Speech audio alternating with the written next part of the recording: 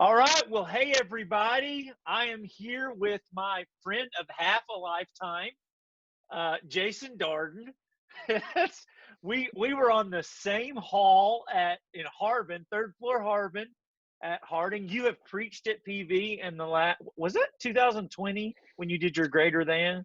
Yeah, that wasn't too long ago, I don't think. Yeah, I mean the world was still normal. I think it was Yeah, January or February. I think it was, and it was very normal at that time. Yeah, Do you think you brought this pandemic by probably coming? so. When Californians come into the South, something happens. But hey, man, I don't know if you're a Californian. Are you Yeah, I mean, you consider yourself a Californian? yeah. So I was born in the Bay Area, right outside of Oakland, Yeah. and I stayed there for my childhood up to the age about 7 or 8. And then my dad joined the army. So we lived all over the world, but we Yeah. always came home to California. So that was always my stable place. I would just tell people I was from where I lived at the time. So at Harding, we were stationed in Atlanta. So I just told people I was from Atlanta. So I didn't have to Yeah, go through yeah. the whole story. I remember you always in college wearing your uniform, and that's how you got married. I mean, that's Yeah, how yeah, you yeah. I know. wound up. And my Mustang. I had a Mustang too. So that That helped. Dude, it was Rich Little's Bible class that you yeah. met Yep. Mary, and Yep. you knew, yeah. So Yep. we've known each other forever. You're just one of my favorite preachers. And then I moved back to Arkansas, and I heard like a few months later you were coming. You're Bible Yeah. professor at Harding. Yeah, it's crazy how God works. Never would have thought this. I know you probably, I don't know how you felt about it, but I thought to myself, I'm probably never going to end up back in Arkansas. Yeah. Well, man, I love Arkansas. We talked about Yeah, it at Pepperdine yeah, at one time yeah, about yeah. me feeling the tug back home, and The I'm people really here are great. They're amazing, Jonathan. These yeah, are the sweetest people I've probably met anywhere. So yeah. anyway, I had to throw Dude, that in. I honestly appreciate you saying that. I love Arkansans, and I'm not saying that just because I am one. I mean, Yeah, there's often a lot of humility because we're from more rural backgrounds, yeah, or first generation, not impoverished a lot of times. yeah. So, um, so you're the first Black Bible professor, and I did not know that. Um, like I never dawned on me that Harding would never have had a Black Bible professor um, before this. So first off, kudos on that. Well, Yeah, I think I have to touch on that. I think there were maybe one or two before me, but their tenure was very, very short. And they weren't grown from Harding, right? So since I went to Harding and I'm one of their own, that's why they believe kind of I'm sure. the first. But I don't think I'm the first. I think there were one or two before me. But I think people knew me and I've been around this community for a while. So I think that's why people say that. So I do got to You, clear that up. oh, good, good. Okay. Well, somebody said that, and I was Yeah. really Yeah. surprised. Yeah. Um, so you and we've been preacher buddies for a long time, even after being like college Yeah. buddies. And one of the things I remember at that Clippers game that we were at in the Staples Center a few years ago, you were talking about, being a preacher at a predominantly white church. Yeah. Today, you're a preacher at a predominantly Black church in Searcy.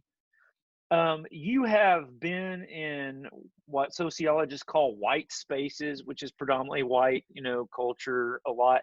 And I remember at Harding, like, because we're all in the same hallway, when you would walk by and hang out with, one side of the hallway, you were like one way, and then you and Kiki and Mace would get together.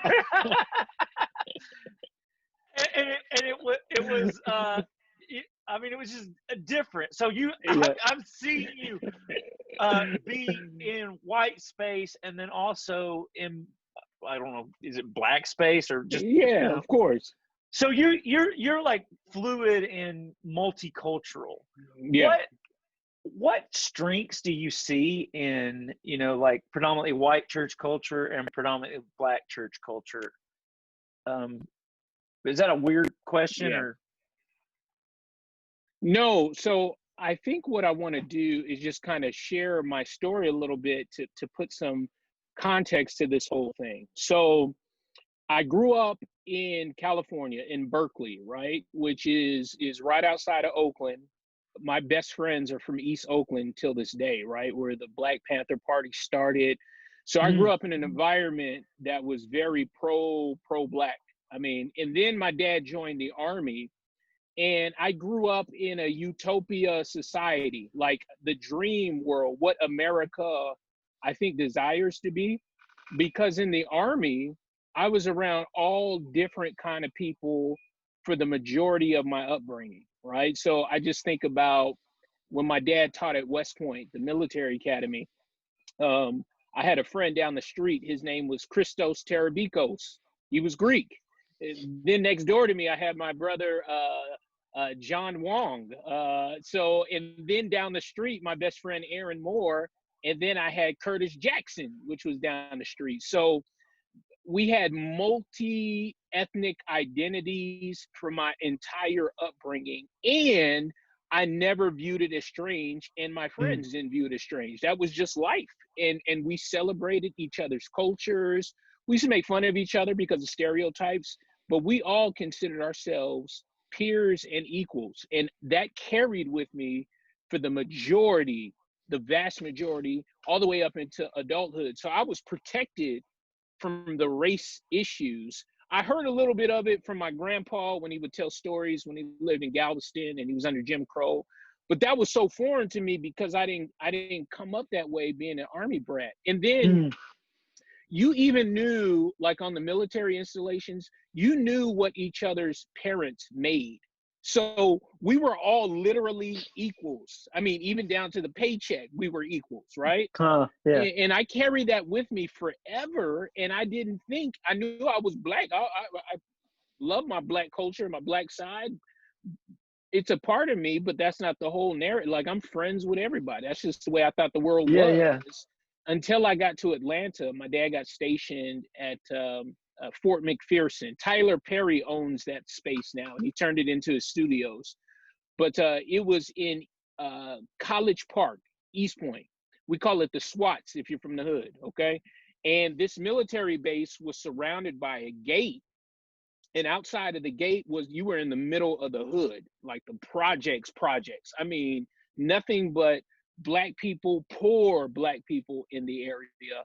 And we didn't have any schools close to us, so I had to go to the school that was I was assigned to in that county or whatever. It was all black school. Literally, when I say all black, no whites, no Hispanics, no nothing, all black. And we were so black, in fact, that our mascot was the Black Panther, right? So I Huh. mean, so black. And I was so blown away. I was like, I never been to a place where it's all like, this is a completely black space. And in class, we would learn about Malcolm X, Marcus Garvey. We learned the Black National Anthem. I mean, it was so empowering and so amazing to me to learn more about this culture that I kind of heard about growing up, right? Yeah. Um, but that school was so impoverished. I mean, it was so crime ridden. I remember taking the bus going to school, and I saw my first two shootings when I was in Atlanta. I got off the bus one time, I saw a dead body in the bushes, and I was like, man, what is going on here? We used to have to go through metal detectors and use clear backpacks. For those of you guys who know about the hood, that's the way it was, right? And I enjoyed it. I never got into any kind of trouble. But my dad thought it was a bad idea to keep me there because anything could kind of happen, right? And I can be influenced. So Mm. he took me and put me in an all white school, Greater Atlanta Christian School. There was like three black people. And then what was interesting to me is the black people that I met there, they were not the same black people that I met in Southwest Atlanta in the SWATs. To Mm. me, they were raised around whites their whole lives, and they seem white to me down to the core. Like that's just the way I viewed them. And I didn't have many friends there at all because I was just different. I was me, but then I also had this black upbringing and experience at Thurl High School, and it was just really, really rough for me. It was hard. And I saw these two worlds that I had never seen before. Poor blacks in the city, in crime-ridden schools. And when I was in high school, I was like an A student, a 4.0 student when I was at the school in Southwest Atlanta. When I got to Greater Atlanta Christian School, I was failing all my classes. I was so far behind that it blew me away. And I said, man, what's going on here? This is crazy. I've never experienced this. And that's the first time I really remember experiencing the differences when it comes to racial disparity. I really didn't get it. So when I got to Harding, I was able to code switch. That's what we call it where I'm from, code switching, where when you get around one group of people, you talk the way they do. And then when you get around another group of people, you kind of, but I had learned that throughout the military too. Like we learned to code switch. You speak the language of the culture of the people that you're around. So when I was at Harding, I used to code switch like the best of them. When I was around my white friends, it was, hey brother, how you doing? Ah. And then, not saying that's how all white people talk. I'm just saying that's how I talk, brother. And I would do it too, brother, right? and then down the hallway with Mason, Kiki, and Sydney and all of them, I'll be like, "What's up, bruh? What's going down?" That's just a natural way that we did it. That's how I was trained to do it. So people would say that was authentic, but for me, it was real. It was reality. Like the people you're around, that's who you kind of speak like, and you kind of embrace their culture, right? And I didn't think anything of it until people would say, "Jason, man, you sound white." But then, and that was for my white friends. You're one of us. You sound white. And then I get around my black friends. They'd be like, "You one of us, and you need to stop code switching." And I was like, "Man, this is crazy." And it all kind of came to a head when I met my wife. I met my wife, like you said, in freshman Bible. And I came to Harding saying I was never going to date any white girls. I'm looking for a sister, but I'm really short, right? So at Harding, I had a hard time. Like, I feel your pain. They were taller than me. And I was like, man, I can't. So I looked at Mary, and I thought, honestly, Mary was Hispanic. And people still think that. They think she's Greek, and I thought she was Hispanic. So I said, that's kind of close. There's a minority feel there, so I can get down with that. And when I found out that she was white, French Canadian, and Greek, I didn't even know. It didn't resonate with me, and I said we need to break up because I can't do that. I got to be with a sister, or I should say sister, how we say. And Mary said, if I'm a Christian, you're a Christian. That's all that really matters. And she brought me back to my core identity of, our identity is Christ first.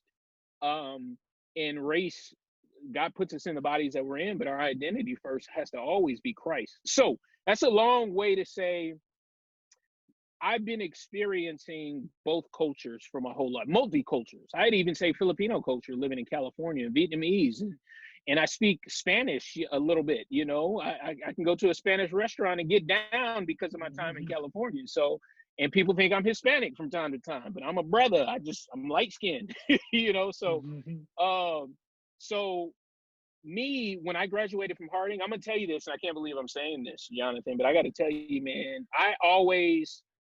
I admired you, but I was somewhat, I shouldn't say jealous. That's the wrong word. But I would look at you and I would go, man, Jonathan and we both were like the chapel dudes at Harding. We led devotionals. We Except you could lead worship and preach. Not anymore, brother. Not anymore. So I was like, man, and when you graduated and got the job working at the Hills, I was like, oh, so this is what is open to us. So when I graduated, I started applying to the really, really big churches too. Nothing. It was like complete silence. And I was like, I know Jonathan has always been a student, and maybe that's what it is. And I was a football player. I was kind of knucklehead, but I finished too. Like, how come I'm not having the opportunities? Yeah. So I applied to a few churches, got turned down. The big black churches didn't want me because I didn't come up under the Southwestern kind of tutelage. Right, school, so yeah. I wasn't a part of them. Orthodox. And then the white, yeah. And I wasn't them. I didn't grow up under all those names. And so I turned to the white churches, and applied to the big white churches, and they were like, you cool, but I heard one elder tell me, Jason, if we hire you, our church is going to turn into a black church. And I was like, what, man? Like, what are you talking about? So I said, I need to go home. So I applied to a multicultural church that was very small. There was only a few in California, and I worked there. And from there, I really started to see the big difference between black churches and white churches and all that good stuff. And I would say, if I could boil it down, what I've come to realize is I think a lot of white churches, I'll leave with white churches because I worked at Mission Viejo where Jeff Wallen was. I was the minister there, hung out with Jeff. And I think white churches don't realize how blessed financially they are. I don't think they do not get it. They have, but I was at a church that had a couple of $1 million in the bank, and they would always talk about how they couldn't pay bills and they didn't have enough to support this ministry or that ministry. And then when you're like, there's a lot of money in that. I'm like, you got $2 million in the bank, and then when you go to a black church, we got $20 in the bank.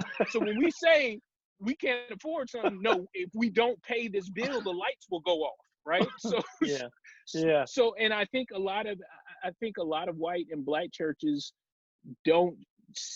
Well, maybe white churches don't really get that. And since being in Searcy, I work at a predominantly black church. We got like 3 white families, but the rest is all black leadership. It's so empowering. It's so great. Cool. But how come our building is the rundown, filthy, nasty, dirty building? And I love it because it's ours. We have ownership. We had a ceiling tile fall down. There's leaks in the building. And then right down the street, you have large churches, right, that are plush. I mean, the seats are comfortable. You could take a nap in them things, right? And I'm going, man, I don't think people get it. They don't see. So I would say economics is a huge one. Huge one. That's probably the biggest one. And then I would also say education is a big difference too. Historically in African-American churches, our ministers haven't been educated. They haven't, when I say educated, they haven't gone to seminary. And even our doctors are usually EDDs, right? Or they don't go and get their PhD in systematic theology or hermeneutics or whatever. They don't have their DMins for the most part, right?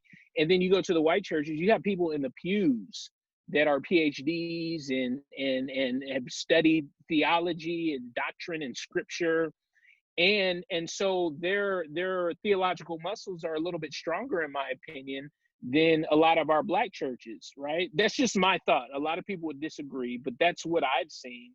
So they're able to navigate difficult text and see some things that I think traditionally black churches that I've been a part of haven't been able to they hadn't been able to navigate those yet. I mean, it's still this way or that way. And as a result, you see this big spread. So black churches say, man, these white churches they're not even Church of Christ anymore, right? I mean, they've gone off on the deep end. They've got women preaching and instruments, and what are they doing? And then the white church will look at the black church and say, man, they're so rigid and strict and traditional that they won't change, and that's just the way it is. So we can try to help them along, but they're happy with their theology and they can stay like that. So those are probably the 2 biggies, economics and education, that I see at the forefront of my mind in my experience. So I know that's a long answer. To your first no, question, man, I appreciate you sharing your story too, because that's really helpful. And that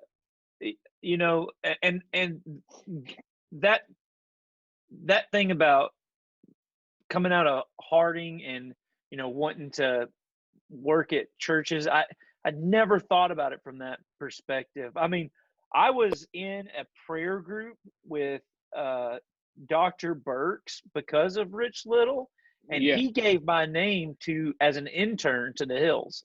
And so that's kind of how I got connected with them. And I look back on that with so much like gratitude, because it was just luck of the draw. And I never thought I would get to do this job as a living, But I also when I often chafe at like white privilege, that Yeah, term white privilege, because I didn't grow up wealthy. I grew up yeah, yeah, my parents could not afford to put me in Greater Atlanta Christian. yeah, Uh, yeah. they we I used to wear I remember at one point I wore two different color Reebok pumps because my mom went to a yard sale that had it was a shoe salesman and he was getting rid of samples, and so there were different sizes and different colors, and I tried to act like I was setting a trend even though it was really embarrassing. But anyway, like, so there the term white privilege makes me chafe a little bit because I think it often communicates like you had an easy life. And I Yeah, think what we're trying to say is no, you didn't have an easy life. You just didn't have a hard time because of your skin color, right, right. whereas some people did. And some opportunities were like closed to people that weren't close to like me. And that example is helpful because it's really personal. And anyway, I just appreciate you sharing that. Man, let me just touch on that real quick, Jonathan, because uh there's there it what's really really interesting is kind of rural poor white families are very similar to the poor rural black families that I met. right. I mean, and being in Arkansas has just really helped me to see that. I'm like, man, y'all the same type of people, the That's right. same type of Y'all people. should work together. Y'all need to work together, and that's Yes. why I think country music and hip hop are kind of merging now, man. Dude, I'm telling you, it's the same people. you Same got a lot people, of the same stuff to say. man. So, and then I look at your story as I kind of got older and I matured, and I said, man, that's why God kind of raised up Jonathan the way He did to tell this narrative and to communicate this narrative in a way that I couldn't.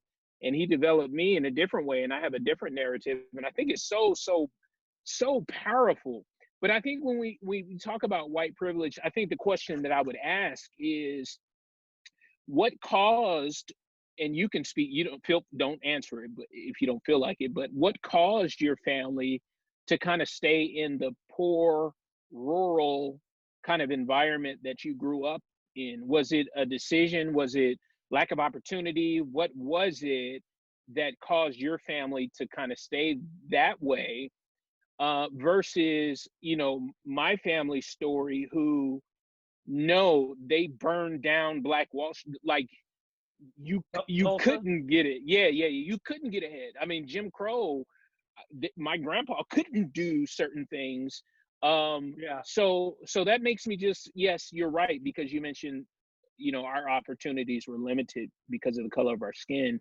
But my friends from East Oakland would say, well, what stopped your family? And I'm just curious about that. If you feel like answering, if you Yeah, don't yeah, want to, no. that's I totally fine. actually But love I actually love that question, man, because I think this is where, and this is what we're trying to do is model what racial reconciliation looks like with actual friends yeah, and people that that you trust the relationship enough to ask those kind yeah, of yeah, questions. So I think with my personal family, um, education. So the way yeah, you described, you know, the the way you described the all black school in Georgia that you went to, and you were getting straight A's, and then you went to Greater Atlanta, and you're like, so there's disparity yeah, there. I would say that in rural Russellville, when my parents were growing up, the education level was probably subpar.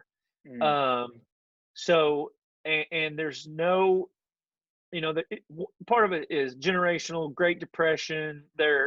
There's just not a lot of jobs, but there's not a lot of imagination for a better life. yeah, yeah, Now, here's where this has been the most compelling thing for me when I talk about structural racism, and it's been the thing that has been the most convincing to other white Christians who have the same kind of story that I do, which is, look, my life was hard growing up, Yeah. but the way that I am, able to even have this conversation is because I got to go to Harding, Yeah. in part because some people at church paid for it, and also in part because my dad was able to get a housing loan, even though we had uh, not the best credit. Dad was a TV repairman, um, and then a Wendy's associate manager. That was kind of where we were. So we were Yeah. poor. We were beneath the poverty level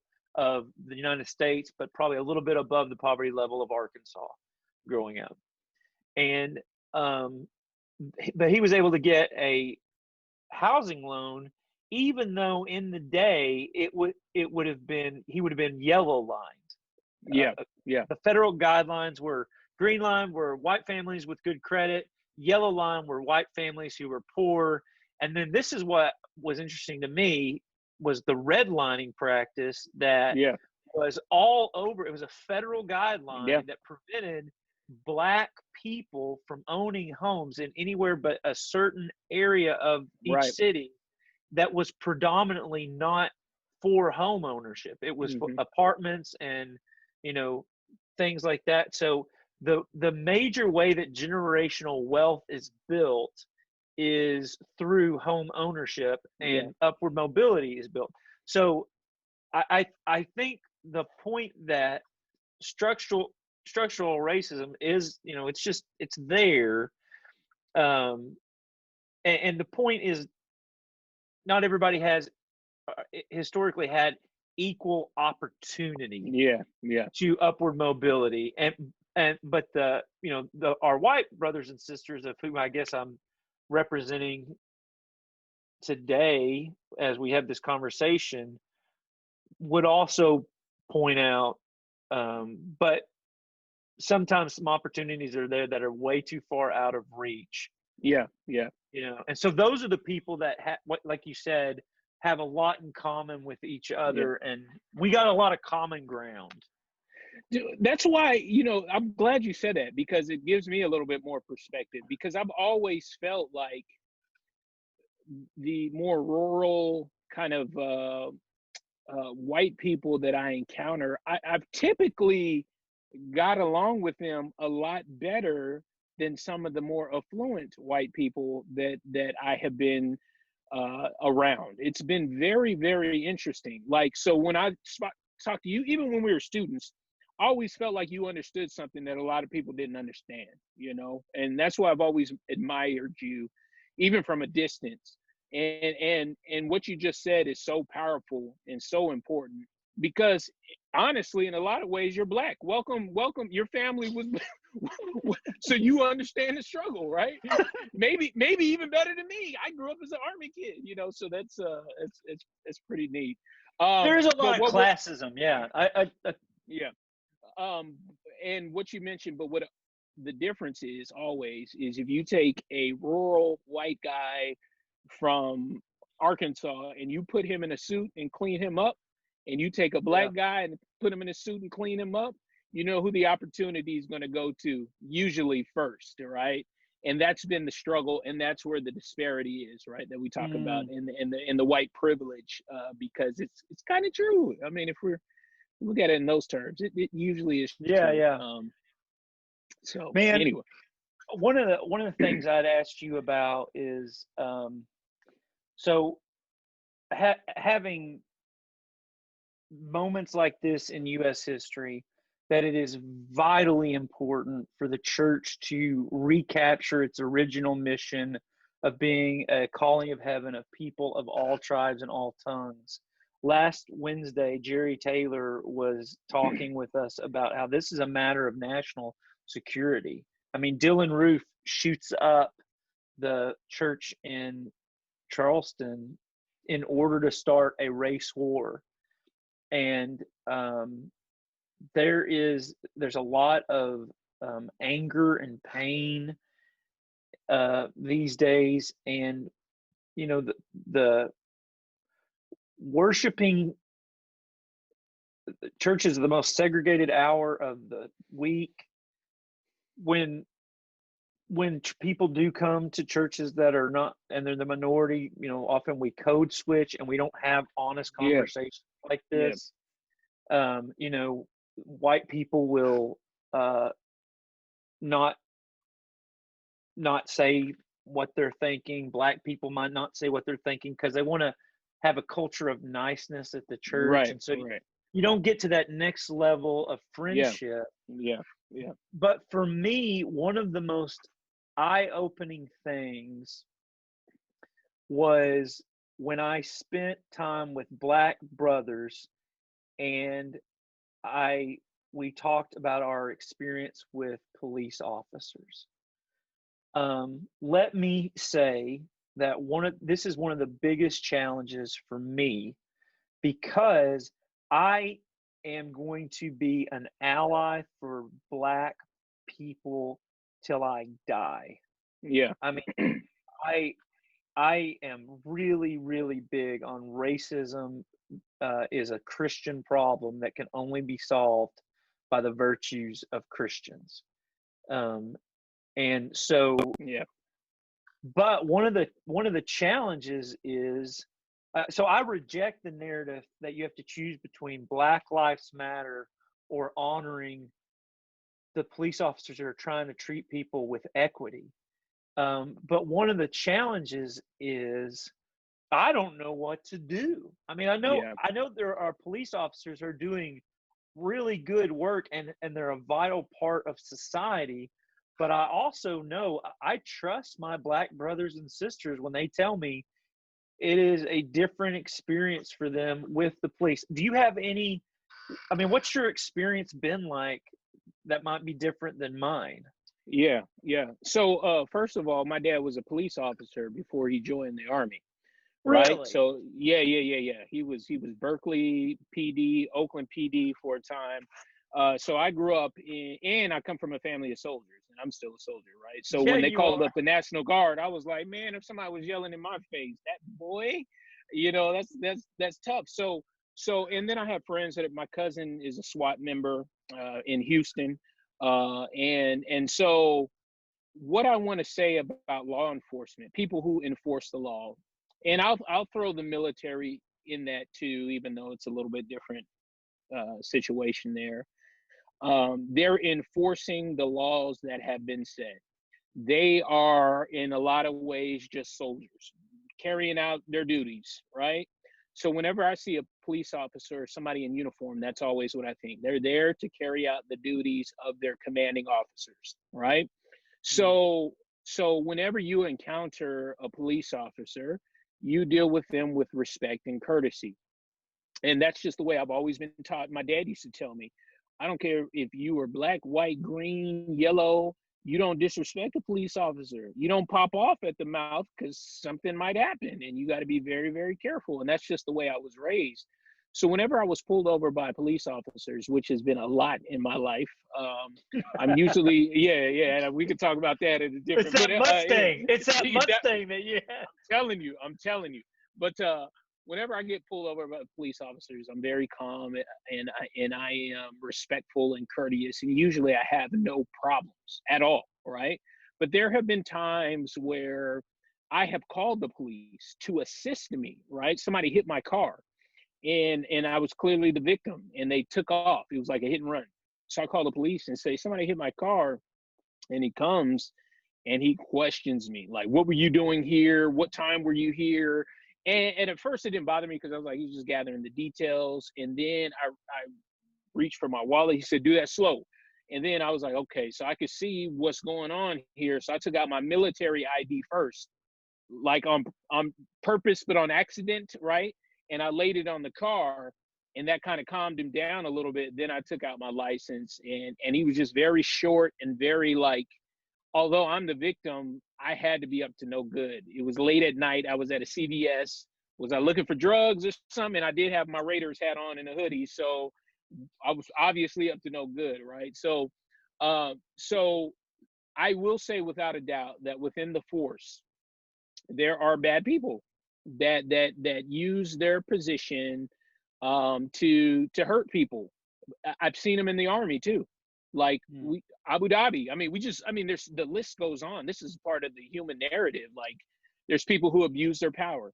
And what Okay. happens Abu is Dhabi. That's a great yeah, analogy because that yeah. and it makes. And by the way, there's also bad preachers, Oh yes. and like Yes. I feel like I stick up for preachers. You do Yeah. not put down another preacher Yeah. around me. But if a preacher is abusing a child, if a preacher is, like there, so there's always this affinity. It's really easy to stand up to enemies. It's hard to stand up to friends. Right, right, right, right. Yeah, I think about I have a buddy who does internal investigations for the police, and it is taxing on him, the worst job ever. I bet, So yeah.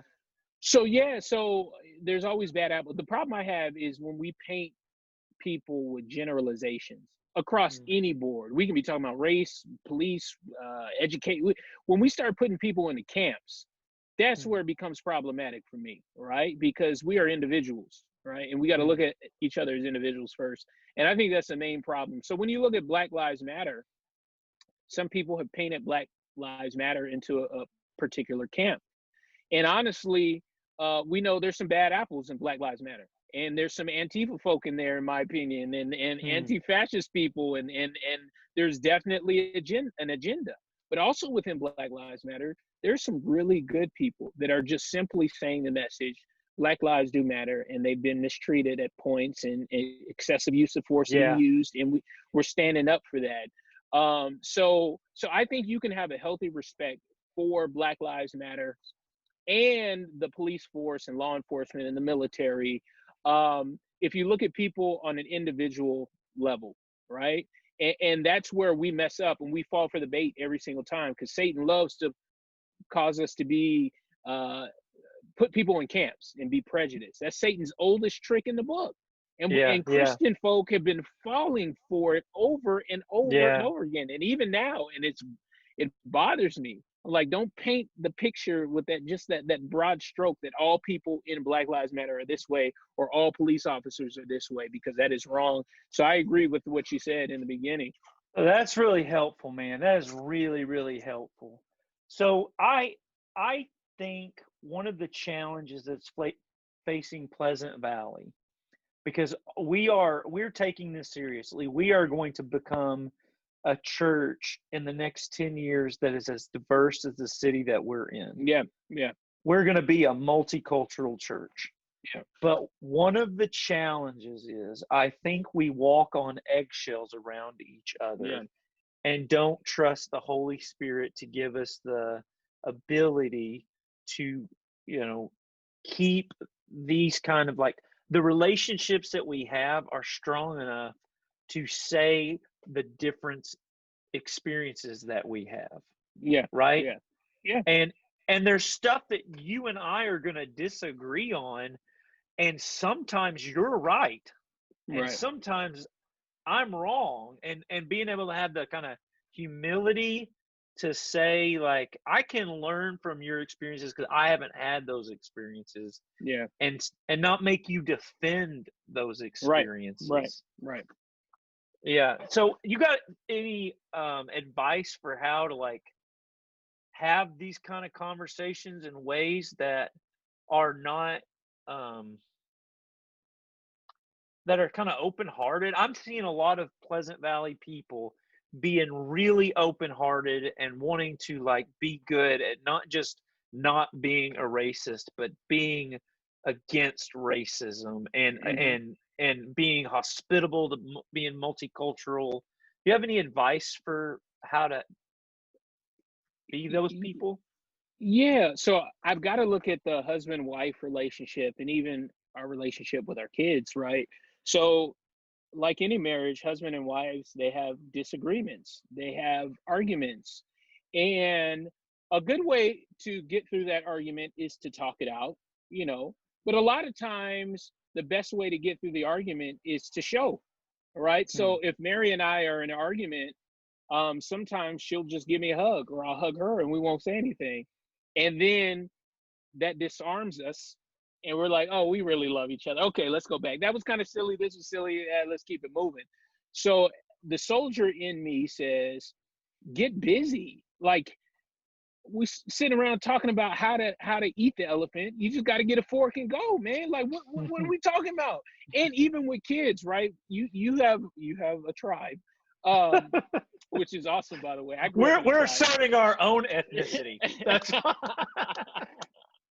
I grew up in a family of 6, and sometimes bickering among siblings can get so intense until mom and dad come in and say, okay, you guys work on this project together. I know what will stop the fuss, and go out there and cut that grass. And then it's amazing how all the fussing stops. And then after we're worn out and tired from all the work that we're doing, then we can come back and go, oh yeah, and I didn't see it this way. Oh yeah, oh, okay, I'm sorry. Yeah. So I'm a person of action. I like actionable Me items. too. So it bothers me. I shouldn't say it this way because I think it's important. But I've had so many people reach out to me and say, let's have a dialogue, let's have a discussion, let's do a podcast, this, that, or the other. And my fear is that is our actionable item. Right. You're right. It Sit leads around to talking about action. Yeah, it needs to Right. lead to stuff together. Right. So our Yeah. actionable item has been let's talk. No. Let show me something. Do something. Like let's get busy doing the work, right? And I think in churches that want to be multicultural, you know what you need to start doing?